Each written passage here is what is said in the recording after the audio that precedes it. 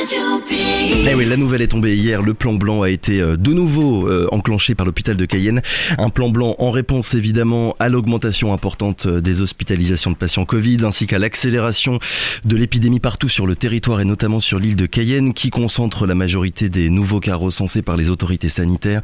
Pour faire le point sur la situation actuelle et pour savoir un petit peu comment se préparent les hôpitaux à affronter cette troisième vague de l'épidémie, nous sommes ce matin et je la remercie d'être avec nous avec Amandine Papin. Bonjour. Bonjour. Amandine Papin, vous êtes directrice adjointe du CHC de l'hôpital de Cayenne. Ce plan blanc a été déclenché, si je ne dis pas de bêtises, déjà 2 fois, en juillet dernier et en janvier à chaque fois au début d'une nouvelle vague de contamination. C'est donc la 3e fois là que ce plan est utilisé. Alors vous n'êtes pas épidémiologiste, mais selon ce que vous constatez à l'hôpital, est-ce que ça y est, la 3e vague est arrivée? Est-ce que vous retrouvez les mêmes indicateurs en ce moment que ceux qu'il y avait au mois de juin-juillet pour la première vague et en décembre-janvier pour la 2e vague? Oui, effectivement, on a aujourd'hui une accélération des admissions tant en médecine Covid qu'en réanimation Covid, avec un flux de plus en plus important aux urgences qui nous suggère bien que ça suit le trend des contaminations sur l'île de Cayenne et qu'on rentre désormais dans cette 3e vague. Donc d'un point de vue hospitalier, ça y est, la 3e vague a commencé, on peut le dire, sur le territoire guyanais. La réanimation, les capacités en réanimation, c'est ce qui était au cœur de la crise pendant la première vague. Là, actuellement, où est-ce qu'on se situe? Alors aujourd'hui, on a un nombre de lits en réanimation plus élevé qu'au seuil de la première vague, puisqu'on a conforté depuis nos capacités. On est donc aujourd'hui à 15 lits de réanimation et 8 lits de soins continus. On s'apprête la semaine prochaine à monter en charge. Si les patients se présentent, on ouvrira 12 lits de réanimation supplémentaires et notre plan de montée en charge prévoit de monter jusqu'à 40-48 lits si nécessaire. Il y a plus de malades qui entrent que de malades qui sortent actuellement des services de réanimation? Oui, aujourd'hui on a 2 entrées par jour en réanimation, 1 sortie. D'accord. Donc un trend positif. Mais malgré tout, on ne peut pas considérer qu'il y a encore une situation de tension hospitalière soutenue à Cayenne, mais dans les autres hôpitaux finalement aussi en Guyane? Non, on n'est pas dans la déferlante, on sent une accélération, on sent la nécessité de se mobiliser d'un point de vue RH. C'est pour ça qu'on a déclenché le plan blanc plutôt en avance de phase. Donc justement, ce plan blanc, très concrètement, ça veut dire quoi par rapport à ce qui avait déjà et ce qui était déjà mis en place depuis ces dernières semaines? Ça va changer surtout les choses pour les personnels soignants, c'est ça? Oui. Alors, pour les organisations, tout d'abord, puisque si on doit monter en charge sur la réanimation, on aura besoin de mobiliser des personnels. Dans l'entre-deux-vagues, on avait formé 55 professionnels du centre hospitalier de Cayenne aux gestes d'urgence, aux gestes de réanimation, afin qu'ils soient en capacité immédiatement de prendre en charge des patients. Mais pour les mobiliser, il nous faut réorganiser les services, les activités pour les redéployer sur la réanimation. Et c'est cela qu'on s'apprête à faire dans les prochaines semaines. Donc ça veut dire qu'une augmentation à la fois du nombre de lits, mais aussi du nombre de personnels soignants pour les prendre en charge, parce que c'est ce qui avait été un peu pointé du doigt au moment de la première vague en juillet dernier, c'est que parfois il y avait des lits mais pas de personnes pour s'occuper des patients. Oui, on a les équipements, on a les lits. La problématique RH, elle reste toujours la même sur le territoire. Donc on relance bien sûr notre campagne pour mobiliser des renforts. On craint cependant qu'ils soient bien sûr moins nombreux que ceux qu'on a pu faire venir au cours de la première vague, compte tenu de la situation en métropole.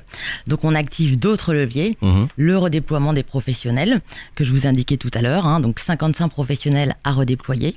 Donc des professionnels qui sont déjà en Guyane? Qui sont déjà sur le centre hospitalier de Cayenne. D'accord.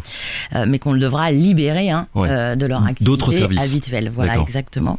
Et puis on va mobiliser également les étudiants des écoles d'infirmiers, des écoles de cadres, pour là aussi redéployer une 40aine de professionnels. On reviendra un petit peu plus précisément sur tous ces points dans les minutes qui viennent.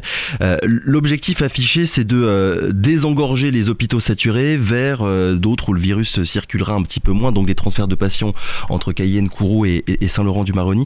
C'est matériellement, médicalement possible de transporter, de déplacer comme ça des patients qui sont en réanimation? Oui.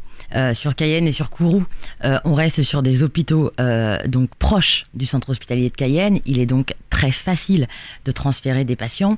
On a une grande solidarité entre les hôpitaux du groupement hospitalier de territoire.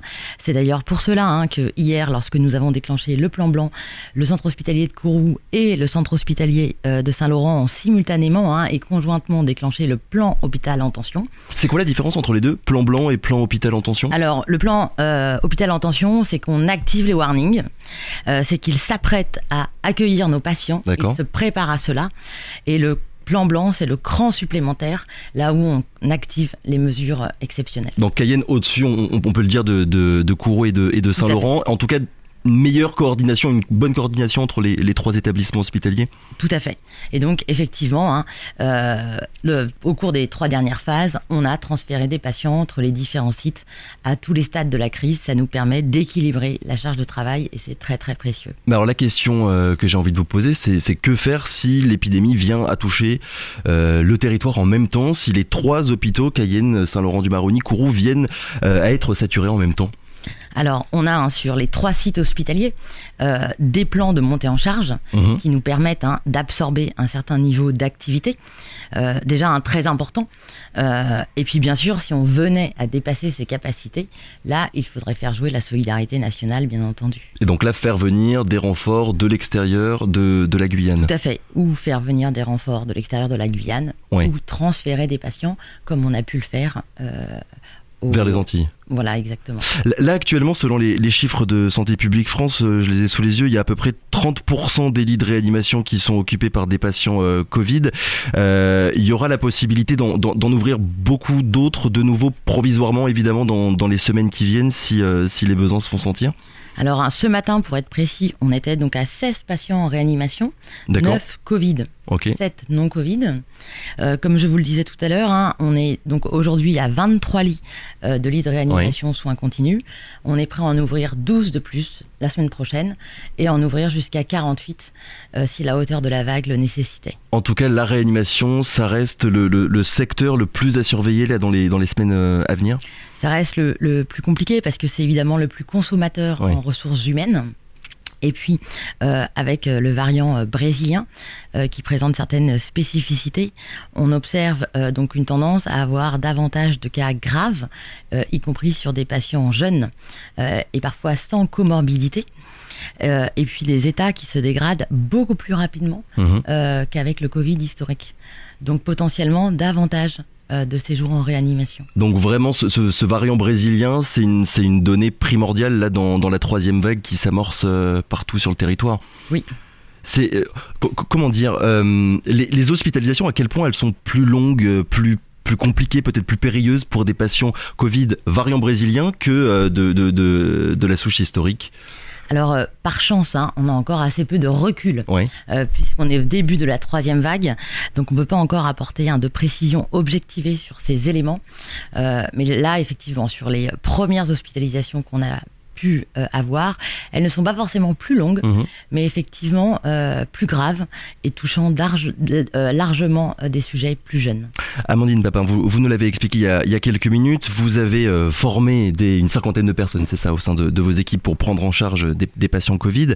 Vous avez aussi annoncé, le CHC l'a annoncé il y a quelques jours, si besoin, vous ferez appel aussi à des professionnels de santé extérieurs, des libéraux, des retraités. Ça représente combien de personnes en Guyane, toutes ces personnes ? Alors, on fait déjà appel à des libéraux et à des retraités. On les a très largement mobilisés pour monter le centre de vaccination de Cayenne. Je profite pour les remercier d'ailleurs de leur mobilisation.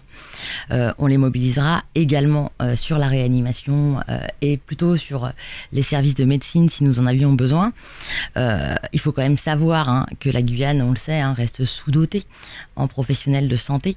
Donc les capacités de mobilisation et de redéploiement resteront malgré tout limitées. Et combien de personnes du coup ? Elles représentent combien de personnes ces médecins ? D'ailleurs, c'est que des médecins ou c'est aussi des infirmiers, d'autres personnels soignants ? Au total, on a 1000 professionnels de santé en Guyane, médecins, infirmiers, tout confondu. On peut espérer peut-être en mobiliser 15-20. Avec aussi la possibilité de faire appel à des étudiants infirmiers. Alors comment est-ce que ça va se passer sur ce point ? Alors sur ce point, on a travaillé avec donc les directeurs des écoles. De l'IFSI De l'IFSI, le directeur de l'école des cadres également, pour que effectivement nous mettre à disposition leurs étudiants infirmiers, étudiants aides-soignants et étudiants cadres de santé, afin qu'ils puissent venir nous aider dans les services de soins. Et des étudiants, ils sont suffisamment préparés pour affronter comme ça une situation sanitaire aussi inquiétante ? Alors on les avait déjà mobilisés sur la première vague. Ouais. On ne les mobilise évidemment pas sur les mêmes tâches que des professionnels expérimentés et armés.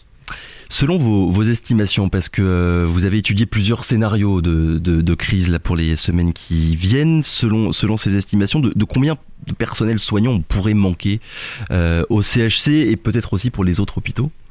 Alors pour le CHC, ça dépendra bien sûr de la hauteur de la vague.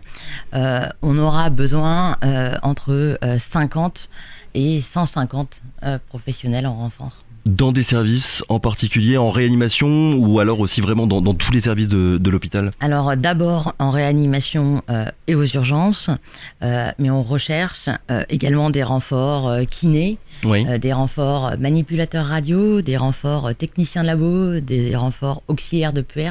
Ça touche tous les personnels soignants qui sont impliqués dans l'hôpital. Ça fait maintenant plus d'un an que les équipes hospitalières en Guyane, mais partout ailleurs, sont en première ligne de cette épidémie. Est-ce que vous craignez ou constatez d'ailleurs déjà une multiplication des arrêts de travail, une certaine forme de saturation aussi de la fatigue de la part de vos équipes ?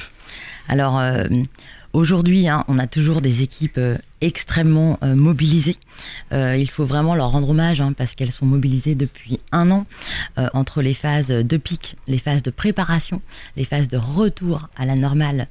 C'est vraiment une mobilisation en continu qui a concerné tous les professionnels de l'hôpital, soignants, médicaux, techniques, administratifs.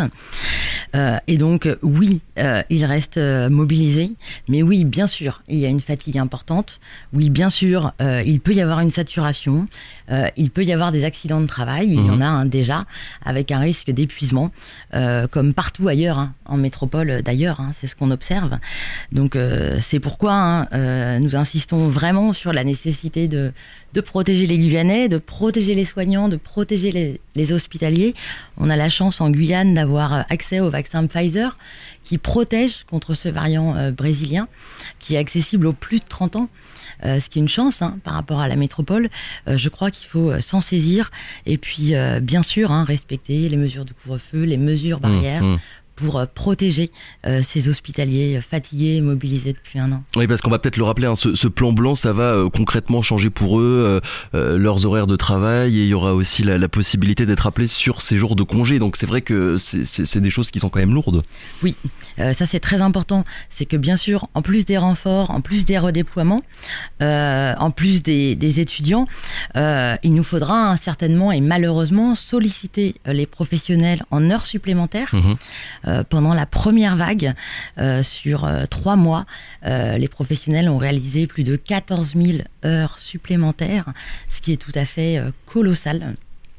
Il faut s'attendre à une période tendue là pour le CHC qui va durer combien de temps ? Ou alors c'est trop difficile de le savoir, il y a trop de facteurs à prendre en compte pour véritablement arriver à prédire le nombre de semaines au cours desquelles l'hôpital de Cayenne sera vraiment saturé plus que d'habitude ? Il est difficile de le savoir aujourd'hui puisque tout cela va dépendre de la poursuite de la dynamique de contamination sur le territoire et donc de l'efficacité, du respect des mesures de freinage et de couvre-feu.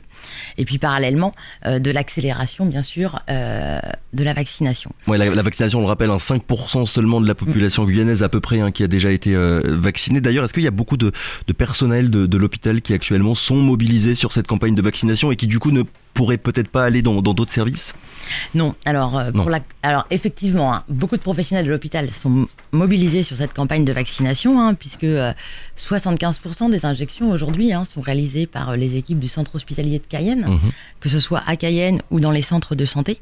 Néanmoins, pour cette mission particulière, on a fait le choix dès le début de faire des recrutements externes, donc beaucoup de jeunes retraités, des libéraux qui nous ont rejoints, et et puis des recrutements externes afin de ne surtout pas amputer la capacité hospitalière, afin de ne pas puiser sur nos ressources pour faire face à cette troisième vague. Oui, donc pour résumer, on n'a pas pris des infirmiers, des médecins de l'hôpital qui étaient dans tel ou tel service pour pouvoir faire vacciner la population. De 7h31 déjà, donc je vais vous poser une dernière question. Comment ça se passe pour les patients non Covid là actuellement? Il y a beaucoup d'opérations qui sont reportées, qui sont déprogrammées? Alors, pas pour l'instant.